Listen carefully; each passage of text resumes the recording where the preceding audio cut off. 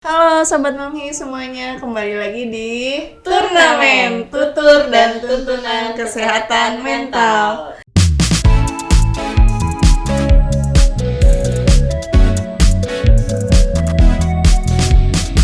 Kembali lagi dengan saya Mia dan Buke. halo Buke, sehat? Alhamdulillah sehat banget. Alhamdulillah. Mia gimana? Alhamdulillah sehat. Alhamdulillah. Oke nih Buke, kembali lagi di segmen yang paling ditunggu-tunggu nih kelihatannya. Banyak yang ini ya. Iya, nanyain tentang ya. relationship ya. Oke. Buke. Apa Buke. sih? Ini idenya dari mana nih? Tema hari ini luar biasa loh ini. Buke, sedikit curhat dan mau nanya nih. Oh, Asik. enggak juga sih. Mewakilin yang lain ya. Iya, Oke. mungkin yang lain. Oke. Buke, sebetulnya wajar nggak sih Buke bosen dalam suatu hubungan? Bosan wajar lah, apalagi kalau orangnya udah lama banget kan, pasti jadi butuh warna baru, butuh situasi baru gitu loh nih. Wajar banget ada rasa bosan kayak gitu, tapi yang paling penting harus tahu bosannya kenapa. Jangan malah jadi didiemin, akhirnya kayak judul lah, hilang rasa kan. Iya. Nah kayak gitu, nah itu tuh kan nggak mungkin tiba-tiba kayak gitu, tapi bosan wajar kayak gitu, wajar banget. Wajar banget ya Buke. Namanya juga manusia, masa mau cinta terus? Oh iya. Ya dong. Termasuk dalam suami istri juga kayak gitu, pasti ada rasa bosan kayak gitu ya. Bosan mungkin karena keadaannya ya gitu-gitu aja, kayak gitu flat kayak gitu. Makanya gitu. Makanya butuh loh ada konflik. Oh iya, Hmm. butuh ada konflik. Betul. Jadi konflik dalam hubungan itu mewarnai gitu ya Buke. Benar, mewarnai. Iya. Jadi bisa dibilang konflik dalam hubungan itu bisa bikin relationship itu jadi gak bosan gitu. Benar. Bisa banget. Aneh ya. Biasanya kan konflik itu bisa yang diambil yang kita tahu sih, kebanyakan yang kita tahu itu konflik malah bikin semuanya berantakan. Iya, kalau masalahnya kan adanya konflik, kan ada rasa bosan nih, Mi. Bosan itu pasti ada konfliknya terlebih dahulu. Ini maksudnya karena di Mami banyak lah klien yang datang ke sini, pasangan alhamdulillah mulai banyak couple-couple yang datang gitu, Mas. Termasuk yang bukan yang udah nikah aja ya, yang baru mau nikah kayak gitu, mau serius nikah datang ke sini. Nah, itu alasannya salah satunya bosen jadi bingung dengan pasangan kayak gitu, padahal bukan alasan utama sih. Aku ngerasa kehilangan rasa dengan pasangan aku kayak gitu, aku jadi nggak yakin untuk nikah, atau aku jadi nggak yakin untuk nerusin rumah tangga aku kayak gitu. Bukan masalah rasa sih, itu masalah konflik di belakangnya. Terselesaikan apa enggak kayak gitu toh. Apa namanya ya, namanya juga rumah tangga, pasti dong ada masalah terus, atau dalam pacaran juga misalnya, atau ta'aruf lah misalnya gitu ya, kan ada terus aja ada masa penjajakan dong, gitu. Makanya ada terus masalahnya meskipun sekecil apapun. Nah, si masalah ini terselesaikan apa enggak konfliknya kayak gitu. Jadi makanya kalau di dalam rumah tangga, kenapa tadi aku bilang biar nggak flat itu harus ada masalah kayak gitu. Karena dengan kalau kita bisa nyelesain masalah bareng-bareng, coba deh misalnya kalau lagi dalam pacaran aja berantem kayak gitu ya, terus selesai masalahnya, pasti ngerasa oh iya ternyata aku tuh butuh dia, aku ternyata bisa ya nyelesain masalah bareng-bareng kayak gitu, dan ternyata kita bisa sama-sama kayak itu. Sama apalagi kalau dalam rumah tangga nanti ada konflik ya dengan mertua, ya dengan kakak ipar, ya dengan tetangga, ya dengan omongan-omongan orang, atau ekspektasi kita sendiri juga kayak gitu. Nah, kalau dalam relationship aku selalu tekankan konflik itu ada dua loh. Aku suka ngambil dari almarhumah Bu Witri gitu ya. Beliau, aku alhamdulillah masih sempat belajar banyak sama beliau waktu itu. Konflik itu ada dua sebenarnya. Kita mau ngekonstruk si konfliknya jadi hal yang positif, atau mau didestruktif aja gitu, di bodo amat kayak dibiarin nggak aja kayak gitu, nggak diselesain. Terus, nah si konflik yang kita konstruk gini, yang kita kita susun, kita selesaikan, ini yang bisa jadi happy lagi kayak gitu. Biasanya karena rasa bosan, karena konflik itu, atau misalnya konfliknya nggak ada tapi bosan, flat aja kan, cari masalah kan. Nah, suka kan cari masalah, padahal flat aja kayak gitu. Iya. Oh, kok dia nggak ada kabar kayak gitu, padahal nggak ada apa-apa gitu. Iya. Tapi karena pikiran kita terus cari masalah lah, Iya. muncul aja masalahnya. Jadi kayak dicari aja salahnya gitu. Nah tapi sebenarnya ketika ada masalah, ya itu yang harus diselesaikan kayak gitu. Nah kalau udah diselesaikan jadinya apa ya, bener loh, suami istri biasanya tuh jadi lebih ngerasa romantis, rasa bahagia lagi kayak gitu. Jadi kalau jauh lah, kayak nggak mungkin kita nggak percaya dengan ajaran agama apapun, bilang rumah tangga tuh pasti ada nikmatnya, lebih banyak nikmatnya loh kayak gitu. Sama ketika kita punya pasangan gitu, on the track tapi ya, maksudnya dengan nanti aku diprotes loh, bukan ngajarin orang pacaran gini. On the track kayak gitu. Jadi maksudnya pacarannya untuk ta'aruf, untuk saling kenal kayak gitu. Jadi kalau apa ya, beda sih kalau kalau pasangan suami istri ya bisa agak-agak 17 plus nih. Jadi maksudnya jadi hubungan di rumahnya, di apa sih, kepuasan batinnya itu lebih enak, lebih percaya lagi kayak gitu. Nah, tapi yang kebanyakan itu yang konfliknya di destruktif nih gitu. Destruktif juga ada dua, Mi. Ada yang terselubung, yang cuman diam-diam main sepet-sepet, atau yang terbuka banget. Yang terbuka itu kalau aku dalam rumah tangga atau dalam pacaran juga ada sih kayak gitu. Ada yang kalau yang terselubung ini kekerasannya, kalau dalam rumah tangga disebutnya kekerasan dalam rumah tangga ya. Kekerasan dalam rumah tangga yang sifatnya verbal. Oke, yang atau penelantaran secara ekonomi itu masuk KDRT loh. Sama kalau dalam pacaran kan ya ekonomi mah bukan urusan tanggung jawab pacar ya kayak gitu. Nah, atau itu yang terselubung. Jadi akhirnya sampailah selingkuh karena punya orang lain yang ngerasa lebih paham segala macam.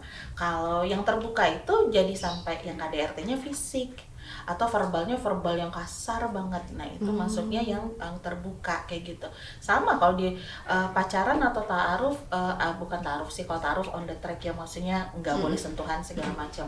Kalau pacaran kan biasanya juga ada kekerasan fisik yang kayak gitu. Nah itu yang harus, kalau udah mulai konteksnya masih dalam pacaran, ketemu ada konflik-konflik kayak gitu, cari dulu penyelesaiannya, bukan meninggalkan pasangan begitu aja ya kayak gitu. Pasti sih ada solusinya sebenarnya itu. Jadi benar banget ketika ada konflik, jadi hubungannya tuh memang jadi nggak flat, nggak bosen kayak gitu, malah bisa jadi dapat rasanya lagi gitu. Nah si hilang rasa ini yang tadi Mi, kalau konfliknya yang si destruktif tadi, yang negatif tadi nggak diselesaikan, itu awalnya. Oke, ada kan nih misalnya dalam hubungan, misalnya kalau lagi bertengkar gitu kan ya, Terus? silent treatment nih, sekarang lagi banyak banget lagi kan in istilahnya. Silent treatment itu tuh sebetulnya gimana sih Bu, kayak baikkah atau gimana ke dalam menyelesaikan suatu konflik gitu dalam hubungan? Silent treatment nih, benar-benar itu lagi in banget. Siapapun couple yang kesini pasti ada silent treatment. Silent treatment itu bisa aja tepat atau kurang tepatnya. Kalau tepatnya ada, misalnya kita harus tahu dulu pasangan kita seperti apa. Ada pasangan kita yang pasangannya yang memang apa ya, overthinking, sedikit-sedikit jadi masalah, sedikit-sedikit jadi masalah, boleh silent treatment dulu untuk biar pasangannya punya waktu dulu untuk ngeledakin semuanya dulu gitu. Nggak apa-apa aja ketika pasangan lagi meledak kayak gitu, ya mungkin dong langsung ditanggepin gitu. Silent treatment dulu, didiemin dulu, boleh, tapi tetap harus diselesaikan, bukan jadi satu-satunya apa ya, penyelesaian gitu. Akhirnya didiemin aja, berharap tiba-tiba baik-baik aja. Nah itu yang salah dari silent treatment. Jadi istilahnya silent treatment itu kalau pada porsi yang tepat itu butuh kayak gitu. Ada loh, ya, maksudnya misalnya aku berantem sama suami aku, sama Kang Dika gitu ya, terus aku kayak gitu.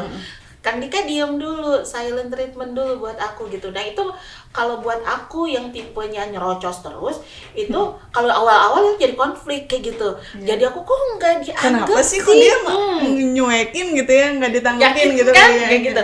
Tapi seiringnya ya, oh iya ya ternyata perlu gitu. Ternyata begitulah cara Kang Dika memahami aku gitu. Kalau dia nimbrung juga, akhirnya zet meledak kayak gitu. Pernah nggak sih sampai meledak? Pernah ya, namanya Kang Dika juga manusia kan. Jadi kesel juga kayak gitu. Ya nggak apa-apa gitu. Tapi ketika dua-duanya misalnya kelepasan gitu, ya hidup kita nggak mungkin sempurna kayak gitu. Meledak, yang paling penting itu selesaikan masalahnya apa kayak gitu. Itu Mi. Boleh loh silent treatment dengan porsinya ya. Iya, dengan porsinya ya, bukan. Iya.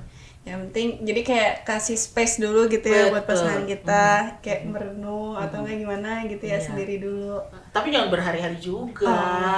Itu biasanya kalau yang idealnya dulu apa sih, ngediemin pasangan itu gitu.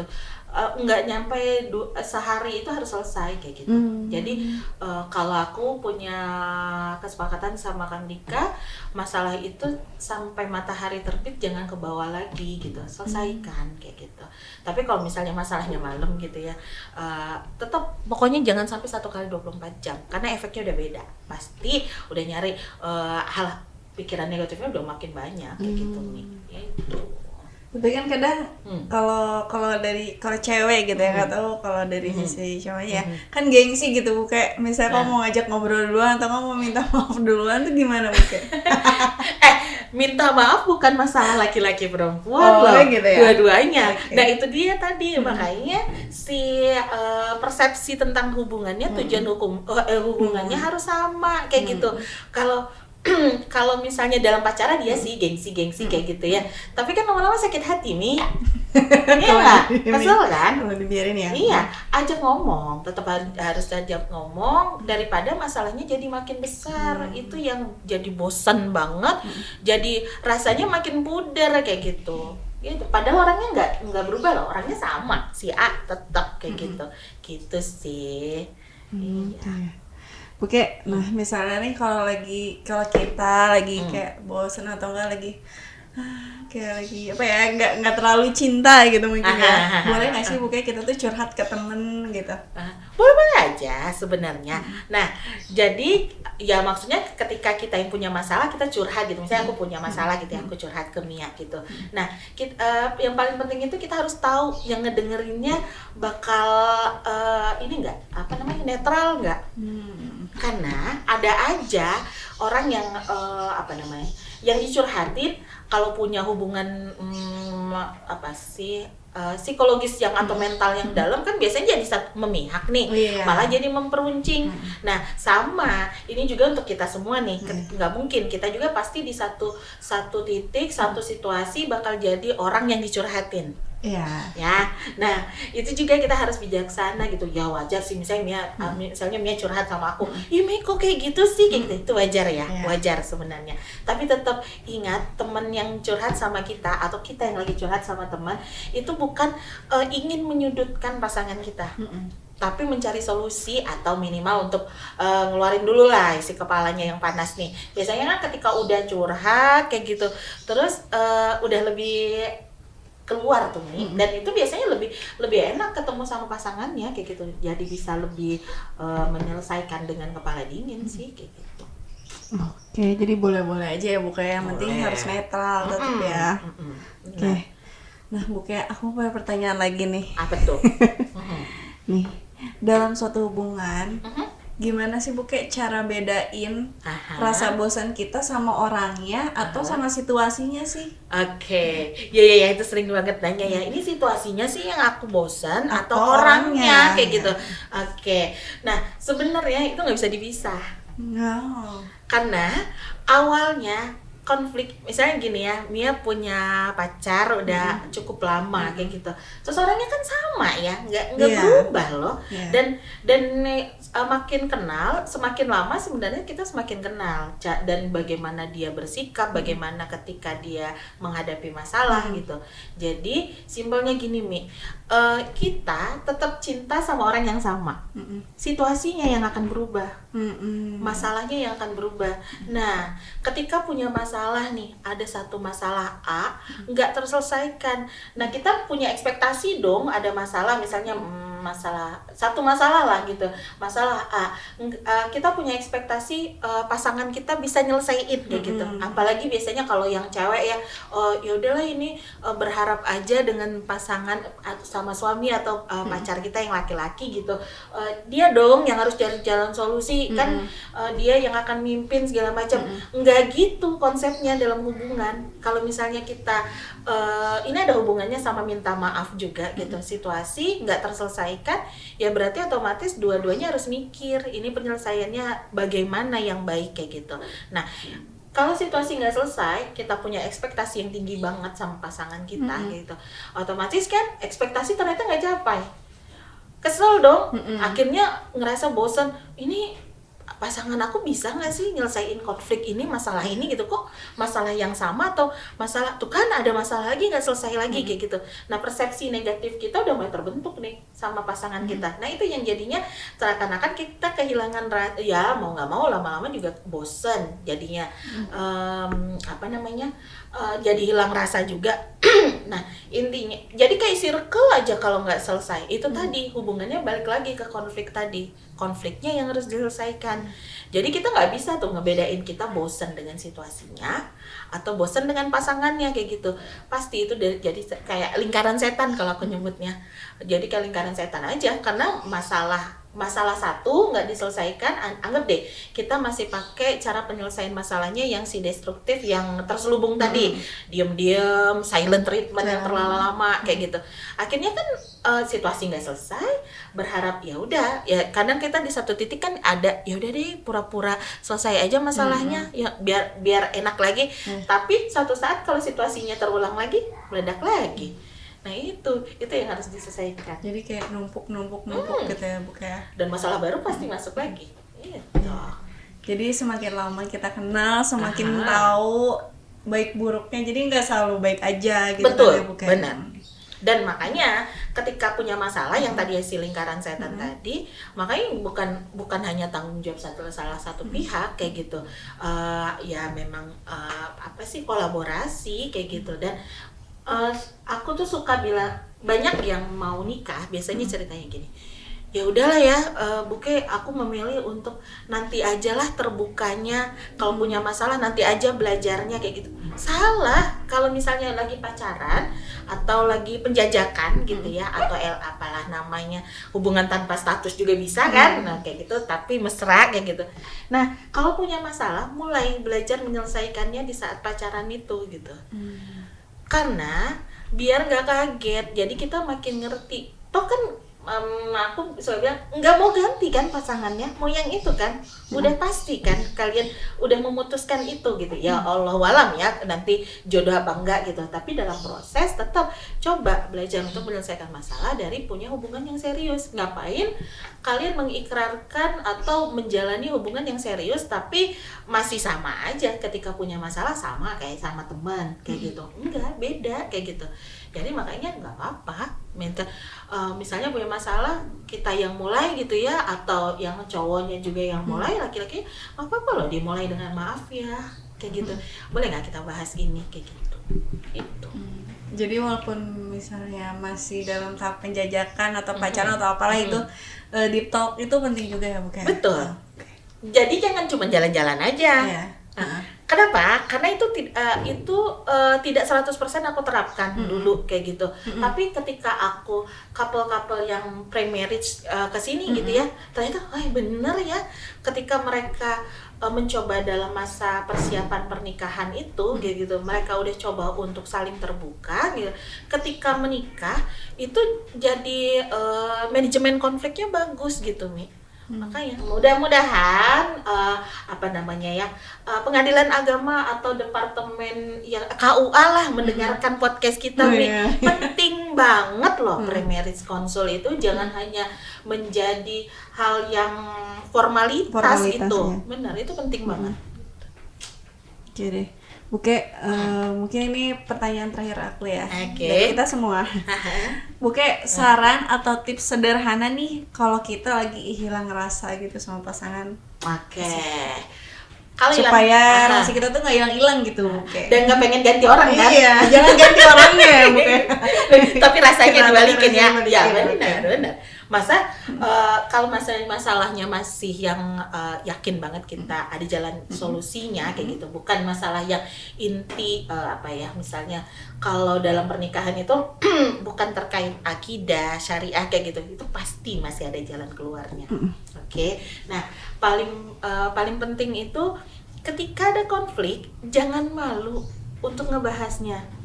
Karena malu, gengsi itu yang paling besar di dalam satu hubungan. Udah malu, gengsi, terus kemudian yang ngerasa kok aku terus sih?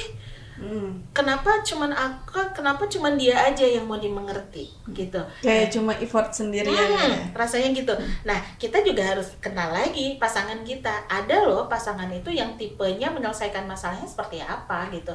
Ada yang agresif punya masalah langsung dibahas, atau pasif agresif yang silent treatmentnya lebih banyak, diem dulu lama baru diledakin, atau yang paling bagus tuh sebenarnya asertif gitu, dan kontrol dulu marahnya. Ketika marah atau kesel ada konflik, relax dulu. Emang sih ini susah ya, karena aku juga selama ini juga terus belajar gitu, dan saling memperbaiki gitu. Kalau kita nggak saling ngomong, kita nggak akan saling tahu dong tipe yang mana nih yang suka kita pakai kayak gitu. Nah, itu yang paling pertama, ketika ada konflik jangan malu ngaku kalau kita yang salah. Oke, itu yang paling penting. Mau suami atau istri atau mau cewek mau cowok pasti pernah salah. Jadi kalau memang udah tahu kita yang salah, ya udah ngaku, maaf ya kemarin aku emosian, atau aku overthinking banget sama kamu, kayak gitu. Yang kayak gitu pastilah nanti pasangan, ya kamu sih gitu. Ya, padahal kan aku nggak kenapa-napa gitu ya. Nah, ya nggak apa-apa, namanya juga lagi membela diri, wajar dong kayak gitu. Nah itu pengertian itu yang harus terus ditingkatin, Mi, kayak gitu. Kita semakin ngerti, maka kita akan semakin tahu ketika ada masalah, ya udah solusinya yang kita cari gitu. Andai kata nggak ketemu solusinya, banyak loh di luar sana konsultan relationship kayak gitu ya, hubungan bisa psikolog, mungkin bisa pemuka agama kayak gitu, atau orang-orang yang memang udah lebih senior dalam dunia pernikahan kayak gitu. Itu bisa loh diajak ngobrol kayak gitu. Nah, andai kata konflik yang makin pecah gitu, makin besar, jangan langsung ngambil keputusan kita pisah ya kayak gitu. Kalau misalnya niatnya udah benar untuk misalnya yang lagi pacaran, udah niat banget untuk menikah. Aku luar biasa loh, kemarin itu ada sekitar 5 couple yang masuk di sesi konsul kita, dan akhirnya kita coba teliti gitu ya. Itu awalnya mereka mau nggak jadi nikah gitu, tiba-tiba ragu gitu. Tiba-tiba ragu gitu. Ternyata konfliknya itu konflik ya, namanya akan masuk hubungan yang lebih serius. Iya dong, tanggung jawabnya makin tinggi kayak gitu. Nah, tapi ada hal yang ekspektasi kita untuk punya rumah tangga yang langsung sempurna, nah itu tuh bisa jadi bumerang, jadi malah kehilangan rasa kayak gitu. Itu sama ketika dalam rumah tangga juga, konfliknya ada aja masalahnya. Ingat, namanya rumah tangga ya pasti dong, seumur hidup pasti ada masalahnya.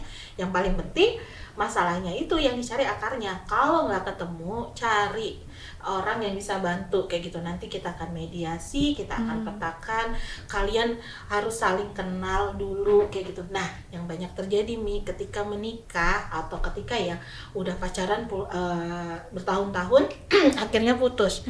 Karena padahal udah yakin banget mau nikah kayak gitu.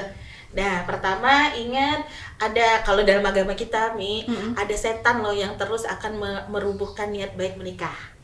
Itu mau di agama apa aja sih. Aku punya sobat yang bukan muslim juga suka curhat ketika mau nikah juga kayak gitu gitu. Wah, inget, setan itu ada di mana aja untuk merubuhkan yang baik-baik kayak gitu. Nah, itu sama emosinya kita gitu. Dan emosi kita kalau negatif ya makanya hancur kayak gitu. Itu sih yang paling penting, itu mau ngakuin kesalahan, mau duduk bareng-bareng untuk menyelesaikan, dan cari solusi masalahnya. Jangan dibiarin, jangan silent treatment terlalu lama. Jadi kembalikan rasanya, bukan ganti orangnya ya. Bener. Kembalikan rasanya, bukan ganti orangnya. Selesaikan masalahnya. Selesaikan masalah. Oke. Wah seru banget nih pembahasan kita hari ini. Sampai serak-serak loh, saking sama-sama. Oke, mungkin cukup di sini dulu ya Ya. pembahasan kita tentang relationship di segmen relationship. Oke. Sobat Mamhi, kalau ada pertanyaan atau pingin apa nih yang dibahas nih dalam segmen relationship, Iya. boleh ya tulis di kolom komentar. Oke. Boleh bantu share juga ya. Iya. Oke. Oke, makasih Bu Ken Ya, untuk hari sama-sama, ini. Mia. Oke, Sobat Mamhi, sampai ketemu di podcast selanjutnya. Jangan lupa like, subscribe, dan komen ya. Iya. Oke, dadah.